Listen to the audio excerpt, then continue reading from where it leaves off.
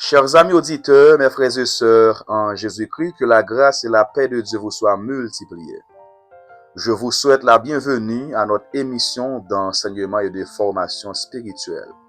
Alors, pendant les 3 samedis derniers, on avait parlé de l'importance de la naissance de Jésus-Christ et ensuite les bienfaits de la mort de Jésus-Christ. Alors ce soir, j'aimerais m'entretenir avec vous sur la puissance de la résurrection de Jésus-Christ. La puissance de la résurrection de Jésus-Christ. Jésus-Christ n'était pas seulement né, il n'était pas seulement mort, mais il est également ressuscité. Heureusement, il est ressuscité. Il n'est plus au tombeau. Le tombeau de Jésus-Christ est vide. Il est ressuscité. Il est vivant. Il est monté au ciel. Et il règne au siècle des siècles. Il règne éternellement. Mes frères et sœurs en Jésus-Christ, ce qu'on doit retenir, c'est que la résurrection de Jésus-Christ est au cœur du message biblique et de la foi chrétienne. C'est-à-dire, les messages bibliques et la foi chrétienne sont basés sur la résurrection de Jésus-Christ. On ne saurait pas parler de la foi chrétienne ni des messages bibliques sans la résurrection de Jésus-Christ, si Christ n'était pas ressuscité. Si Christ n'était pas ressuscité, frères et sœurs, nos prédications bibliques seraient vaines. Notre foi serait vaine. Heureusement, Jésus-Christ, il est ressuscité. La résurrection de Christ ne représente pas seulement un simple miracle. Ce n'est pas un simple événement comme tous les autres événements. Mais elle est fondamentale, frères et sœurs, au christianisme. Elle donne du sens, elle donne du poids à tout le christianisme. Le christianisme a du sens, le christianisme a du poids. C'est parce que Christ est ressuscité. La résurrection de Christ est essentielle, car sans elle, il n'y a ni salut, ni espérance. Il n'y aurait ni salut, ni espérance si Christ n'était pas ressuscité. Notre salut, notre espérance est basée non seulement sur la mort de Christ, mais aussi sur sa résurrection. Sans la résurrection de Jésus-Christ, frères et sœurs, le christianisme s'effondre. Mais avec la résurrection de Christ, tout prend sens. Sans la résurrection de Jésus-Christ, la foi chrétienne ne tient pas. La prédication de l'évangile serait vaine. Mais avec la résurrection de Jésus-Christ, il y a de l'espoir, il y a de la foi, le salut, l'espérance, le pardon et la vie éternelle. Quelle bonne nouvelle, frères et sœurs, quel puissant message la résurrection de Christ nous donne. Nous avons de l'espoir, nous avons la foi, le salut, l'espérance, le pardon de nos péchés et la vie éternelle de Dieu. D'où l'importance de la résurrection de Jésus-Christ. La résurrection de Christ, frères et sœurs, n'est pas seulement importante, elle n'est pas seulement essentielle, elle est même indispensable au christianisme. Donc ce soir, parmi les nombreux bienfaits ou bien les nombreux avantages que la résurrection de Christ nous a offerts, j'aimerais vous partager quatre parmi les multiples bienfaits que la résurrection de Jésus-Christ nous a offerts. L'un des bienfaits de la résurrection de Jésus-Christ, c'est que la résurrection de Jésus-Christ, frères et sœurs, nous donne la victoire sur la mort. La victoire sur la mort. Si vous lisez avec moi, 1 Corinthiens chapitre 15, versets 54 et 55. 1 Corinthiens 15, versets 54 et 55. Et lorsque ce corps corruptible aura revêtu l'incorruptibilité, et que ce corps mortel aura revêtu l'immortalité, alors s'accomplira la parole qui est écrite. La mort a été engloutie dans la victoire. Ô mort, où est ta victoire? Ô mort, où est ton aiguillon? Frères et sœurs, nous devons nous rappeler que à cause du péché, nous étions morts spirituellement. Donc, la Bible nous parle de 3 types de morts. La mort spirituelle, la mort physique et la mort éternelle. La mort spirituelle, c'est la séparation de l'homme d'avec Dieu. Nous étions séparés avec Dieu à cause du péché. Nous étions loin de Dieu. Nous étions privés de la présence de Dieu à cause du péché. C'est ça la mort spirituelle. Maintenant, Jésus-Christ, non seulement il est mort, mais il est ressuscité. Donc, la résurrection de Jésus-Christ nous donne la victoire sur la mort. Par sa résurrection, Jésus-Christ, il a vaincu la mort. Jésus-Christ a vaincu la puissance de la mort. Jésus-Christ a vaincu le pouvoir de la mort. Jésus-Christ a dépouillé la mort de son aiguillon. Il a dépouillé la mort de sa puissance, de son pouvoir. Et la victoire de Jésus-Christ, c'est notre victoire. Notre victoire sur la mort a été acquise par Jésus-Christ à la croix. Jésus-Christ, non seulement il est mort, il est ressuscité pour nous donner la victoire sur la mort. La résurrection de Jésus-Christ, c'est notre résurrection. C'est notre résurrection. Christ nous donne la victoire, frères et sœurs. Nous ne sommes plus sous la domination de la mort. Nous ne sommes plus sous la puissance de la mort. C'est pourquoi, étant que chrétien, on ne doit pas avoir peur de la mort. On ne doit pas, frères et sœurs, avoir peur de la mort. Pourquoi? C'est parce que Christ, par sa résurrection, il nous donne la victoire sur la mort. Nous sommes plus que vainqueurs. Nous sommes victorieux sur la mort grâce à la résurrection de notre Sauveur et Seigneur Jésus-Christ. Nous qui sommes chrétiens, nous qui sommes enfants de Dieu, on ne doit pas avoir peur de la mort. Apôtre Paul a si bien dit, car Christ est ma vie et la mort m'est un gain. La mort est notre servante. La mort est notre servante. Amen. Deuxième bienfait de la résurrection de Jésus, que non seulement elle nous donne la victoire sur la mort, deuxièmement, la résurrection de Jésus-Christ nous donne la justification. La justification. Si vous lisez avec moi Romains chapitre 4, le verset 25. Romains chapitre 4, verset 25. Lequel a été livré pour nos offenses, lequel ici fait référence à Jésus-Christ. Il a été livré pour nos offenses et il est ressuscité pour notre justification. Jésus-Christ a été mort pour nos péchés, pour nos offenses, pour nos iniquités, mais il est ressuscité pour notre justification. Nous qui étions condamnés, frères et sœurs, nous étions coupables aux yeux de Dieu. Pourquoi? Parce que nous avons offensé la justice de Dieu. Nous avons transgressé la loi de Dieu à cause du péché. Donc nous étions coupables, nous étions condamnés à mort. Nous étions condamnés pour aller en enfer. Mais grâce à Jésus-Christ qui était venu, il est mort, il est ressuscité.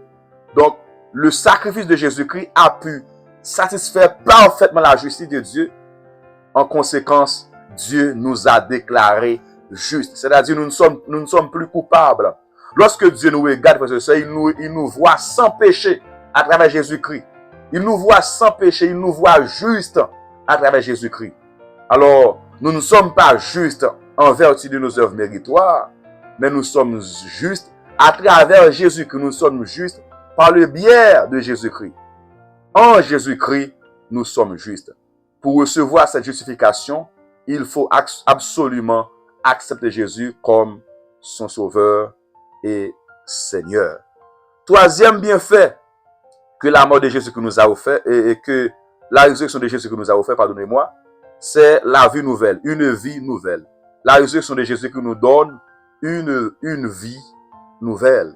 Romains chapitre 6, verset 4 nous dit, « Nous avons donc enseveli avec lui par le baptême en sa mort, afin que, comme Christ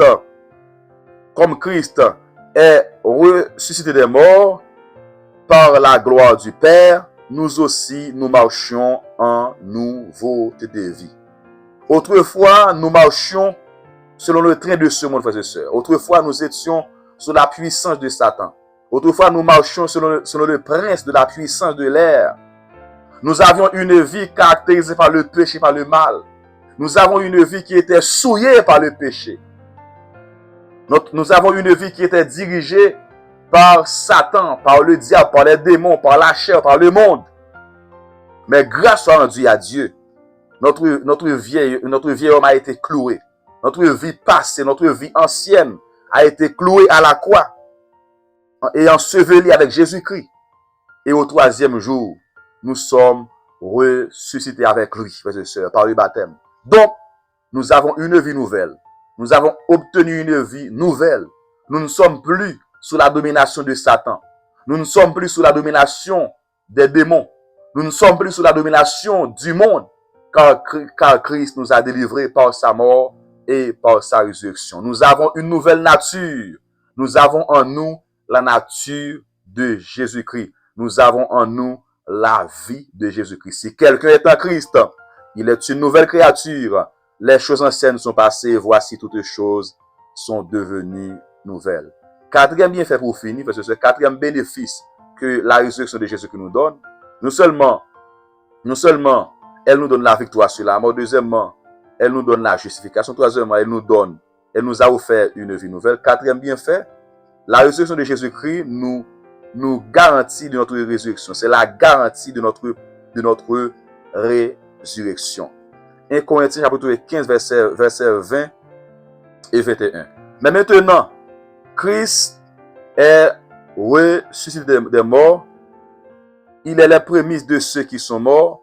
Car puisque la mort est venue par un homme, c'est-à-dire Adam, c'est aussi par un homme qu'est venue la résurrection des morts. Donc, frères et sœurs, nous espérons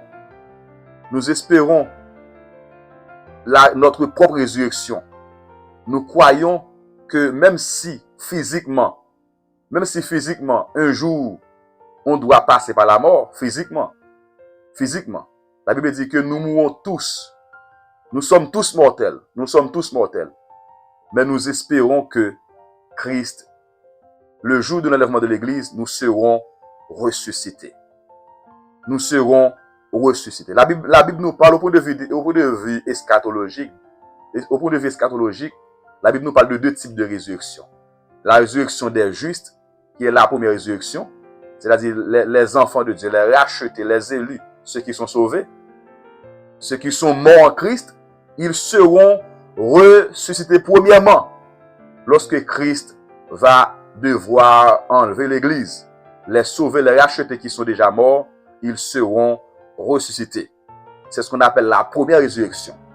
Et ceux qui sont perdus, la résurrection ceux qui sont perdus, les injustes, les méchants,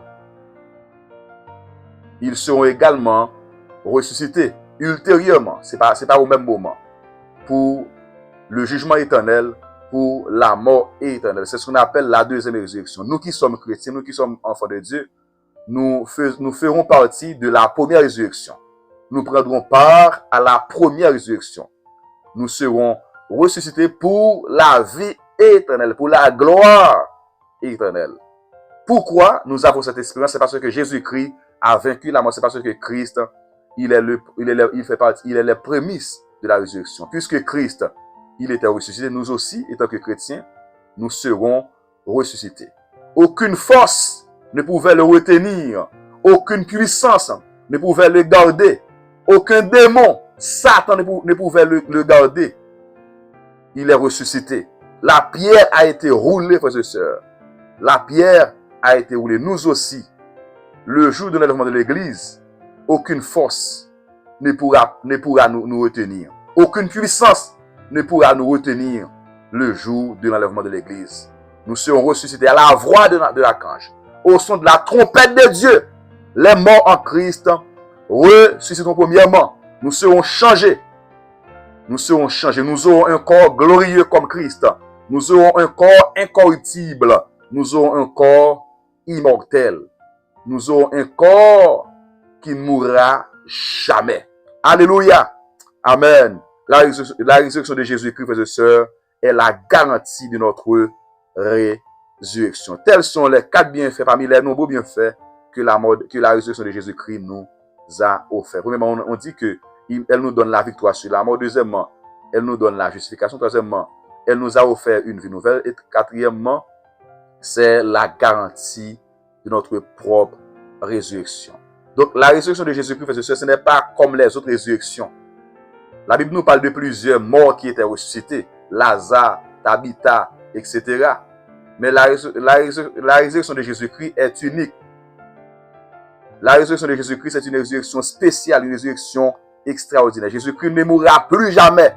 Il ne mourra plus jamais. Nous devons remercier le Seigneur pour cette résurrection. Nous devons remercier Dieu pour cette victoire qu'il nous donne.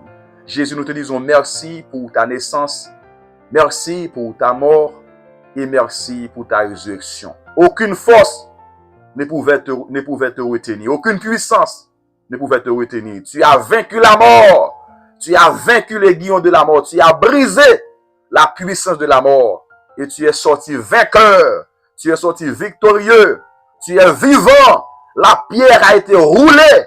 Merci Jésus pour cette victoire. Merci Jésus pour cette victoire. Et cette victoire nous donne la victoire également. Cette victoire nous a justifiés. Cette victoire nous donne une vie nouvelle. Cette victoire nous a garanti notre propre résurrection. Gloire à toi, Seigneur Jésus. Honneur, puissance, exaltation à toi, Jésus, qui était né, qui était mort et qui est ressuscité. Tu es vivant au siècle des siècles. Merci, Jésus. Amen. Frères et sœurs, je vous encourage encore une fois à partager cet enseignement. Je crois que vous avez été bénis pendant ce mois d'avril et on va continuer à parler de Jésus-Christ et ses œuvres pendant le mois prochain, le mois de mai si Dieu le veut. Que le Seigneur vous bénisse abondamment. À samedi prochain si Dieu le veut.